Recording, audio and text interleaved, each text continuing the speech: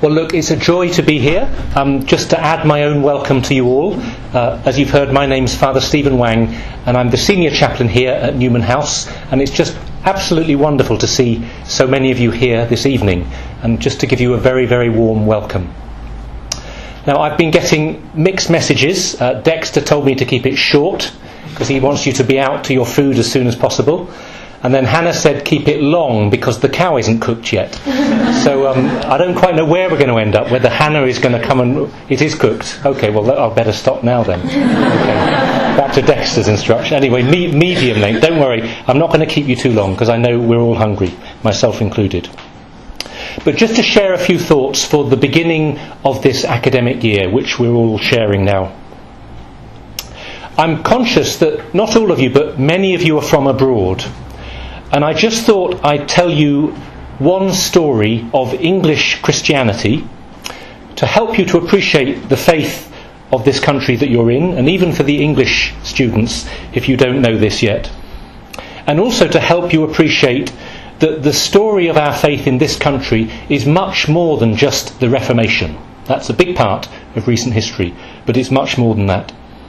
And I want to tell you about St Alban, and then to draw out a few thoughts from his life that I hope will be relevant for us.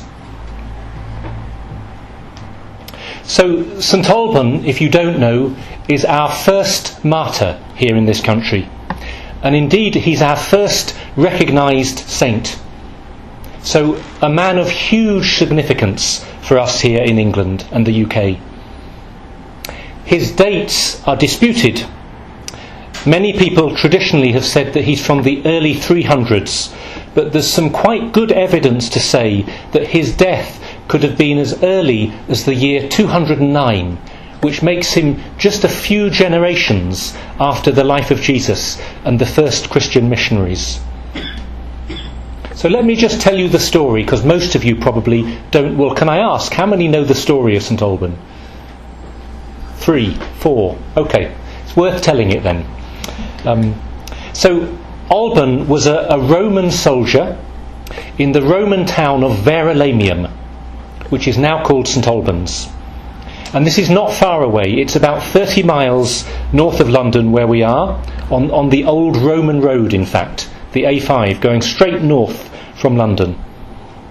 It's just 20 minutes on the train, so I hope you can visit, and you're inspired to visit after this story, and maybe we can have a chaplaincy pilgrimage there.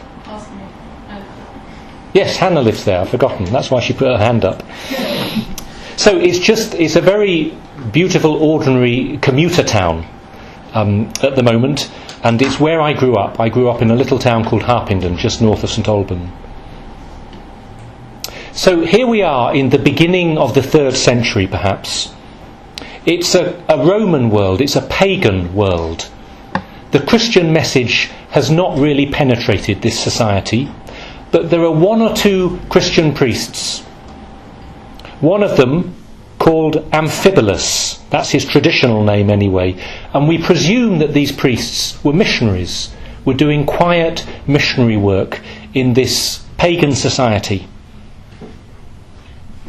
There was a time, it wasn't always, but there came about a time of persecution, and Amphibolus was afraid for his life.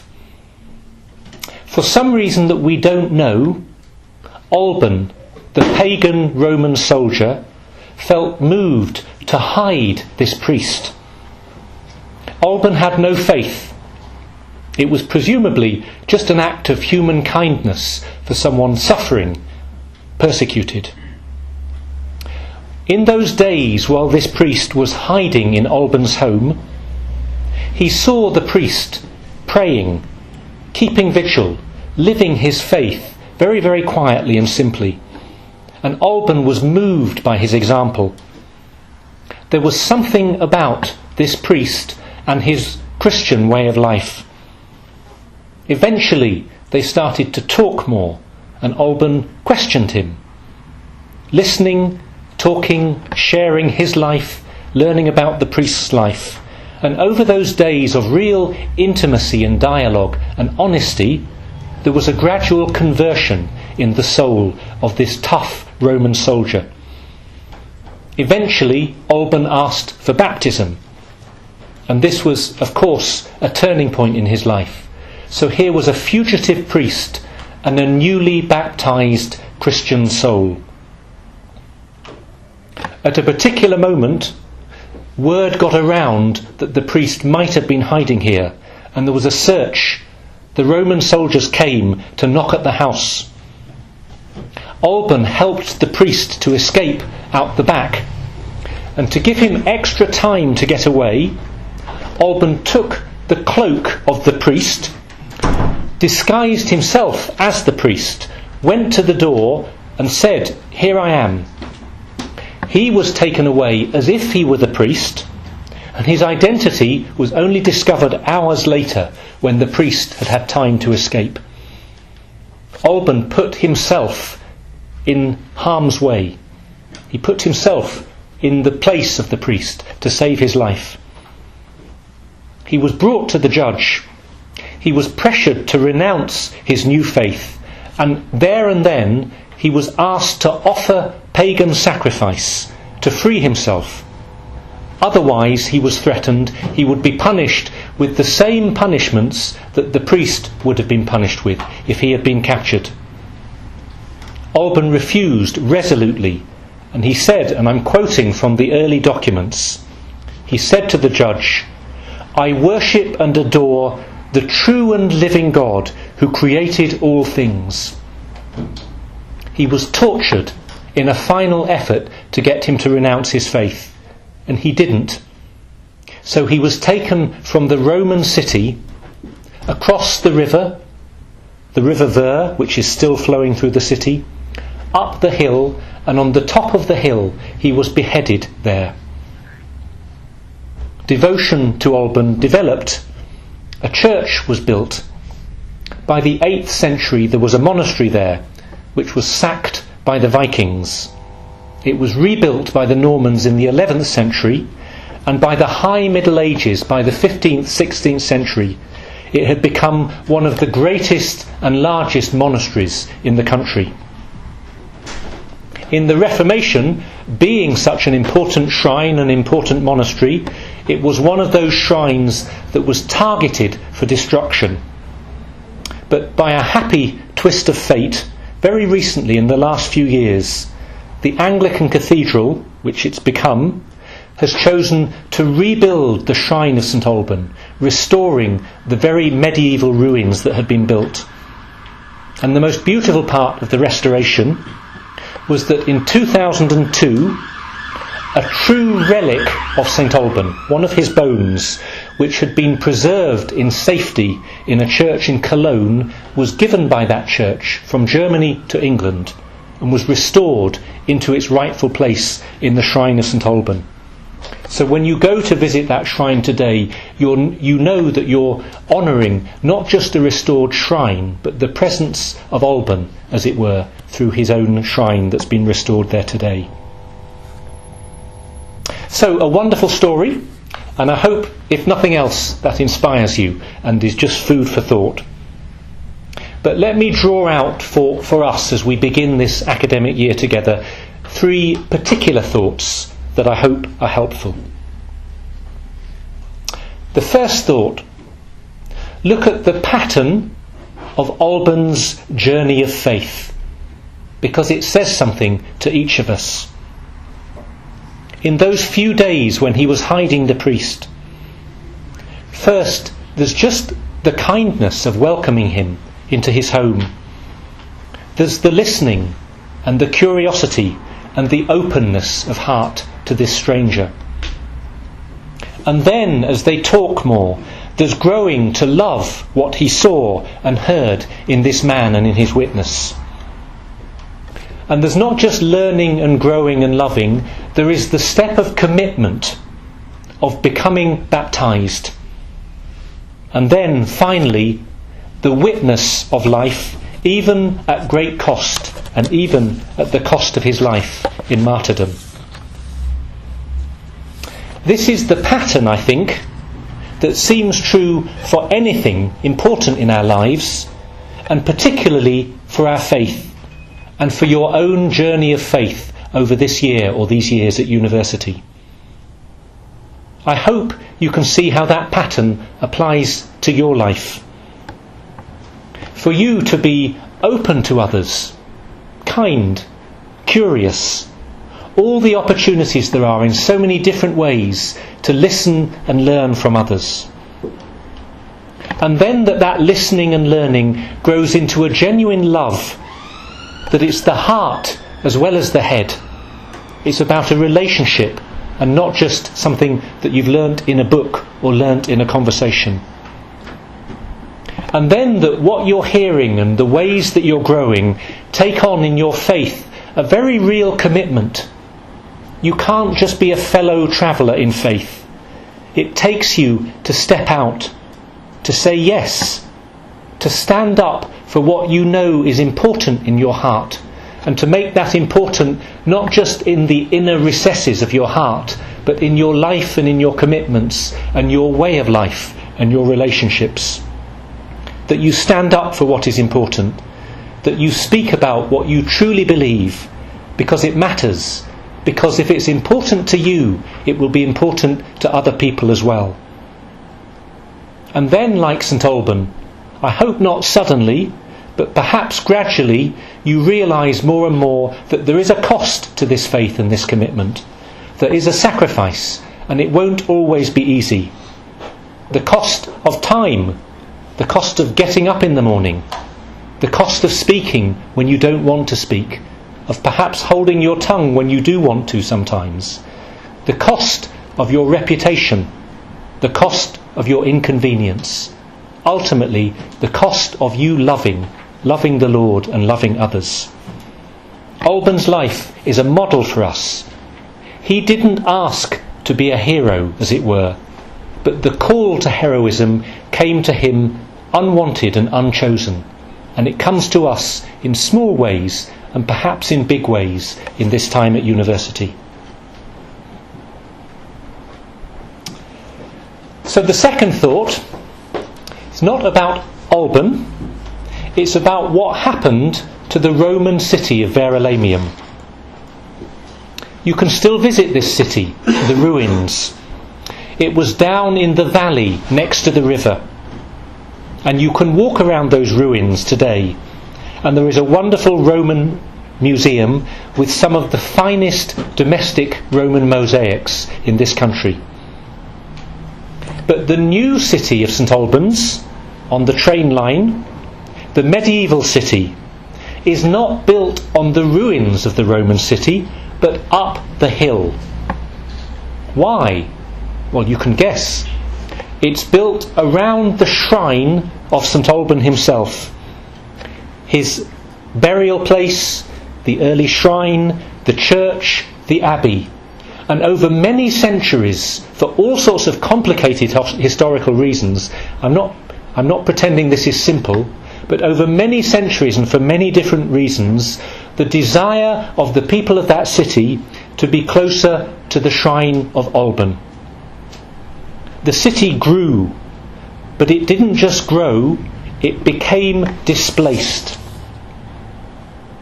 There was not an attack by Christians on the pagan city of Verulamium, on this ancient city, that turned a pagan city into a Christian one.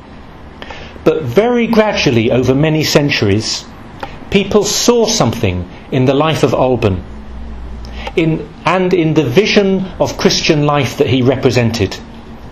They were attracted to it.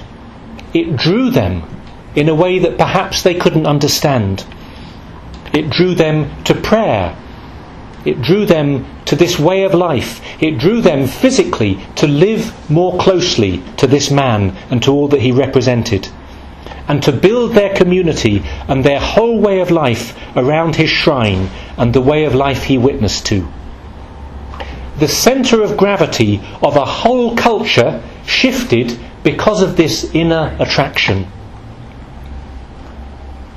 This is true for us today. Those of you who know me know that I am not anti the modern world by any means. There are many wonderful things about our culture, but some aspects of our culture in general and of the university environment in particular, can be profoundly un-Christian, even anti-Christian. I'm not over-dramatising. There are many good things, but there are many ambiguities as well. And the growth of the city of St Albans is an example to us of one approach of how to face this culture, I think. In other words, not to confront the culture head-on, but to live within it, as you do, lovingly, patiently, within your departments, your universities, your halls of residence. You're there, you're part of this culture. But living within it lovingly and patiently, to offer an alternative culture side by side, a larger vision of what human life is about, to overcome the materialism implicit in so many university departments, the commodification of the human person, the limited spiritual horizons. Instead, quietly, lovingly, to put God's love at the very centre of your life and your lifestyle. The dignity of each human person to be the foundation of your life, of our ethics, of our laws. The beauty of holiness in your life and the life of your friends. And ultimately, the promise of eternal life after death that you are living for. This is what Pope Benedict said when he visited us and spoke in Westminster Hall 4 years ago, that secular rationality and religious faith are not enemies. They're meant to be in dialogue and mutual support.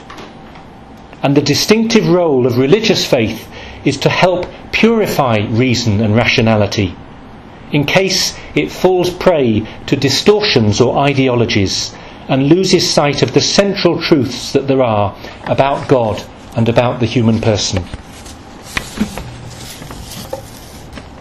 So that's the second thought, the shift of culture, the moving of a city. And my third and final thought from the story of St Alban is just to finish on a personal note, not because I particularly want to, but because Dexter asked me to, and I'm always very obedient to the Cathsoc committees. So I lived in Harpenden, and I went to school in St Albans for my senior school. And my school, the Abbey School, St Albans School, is built on the ruins of the medieval abbey. And we would have assemblies in the medieval cathedral, the Abbey Church, which is built on St Alban's shrine. When I started at that school aged 11, I was a convinced atheist. And part of the slow process of conversion that took place over those 6 and 7 years took place in that cathedral. Just to give one example, a particular moment that I still remember. We were in an assembly, not a particularly religious one, but we would have religious readings now and then. And I remember hearing for the first time the prologue, the first few lines of St John's Gospel being read out to us in that school assembly. Those words, "In the beginning was the Word, and the Word was with God, and the Word was God." And then a few lines later, "The Word became flesh and dwelt amongst us." At that time, I think I was aged 16, I had absolutely no faith. I wasn't interested in this strange thing called Christianity at all. But something about those words struck me. It was more than just struck me. Something about those words entered my soul, even though I didn't know I had a soul. It was as if I was not just hearing something, but I was being spoken to. That someone I didn't know was speaking to me directly and personally. There was a truth about those words, a power in the words of Scripture. It shook me and unsettled me and unnerved me. It opened just a crack in the doorway, enough for a light breeze to enter in, a light, just a shaft of light. I won't bore you with the whole of my story. You can ask me over whatever we're eating if you want to hear it. But it was being taken to Mass for the first time with some Catholic friends. It was learning gradually about the Catholic faith. It was taking those first baby steps in prayer very nervously when I was 17. It was having a conversion that took many more days than St Alban had with that priest. And ultimately it was being received into the Catholic Church when I was 19, and on Palm Sunday having my first Holy Communion in the church in Harpenden. But as I look back on that story many years later, I like to think that St Alban was part of that conversion in a way that I didn't know at the time. That there I was in the presence of him, this great saint, in the holiness, the sanctuary, the oasis of that shrine, the abbey, and supported quietly by the prayers of this great saint. This was just my own particular journey. Every one of you has a different journey. I pray for each one of you that this time of university will be a journey in faith in your own unique way. No journey is the same. Each one of you is unique. Your life is unrepeatable, but there are wonderful moments ahead of you. The Lord is with you. He loves you. The prayers of the saints and of St Alban are with you, and they love you, and they love us all, and they care for us. And I pray that your journey will unfold, maybe quietly, maybe very dramatically, but that the Lord will lead you closer to him and closer to his church. Thank you very much.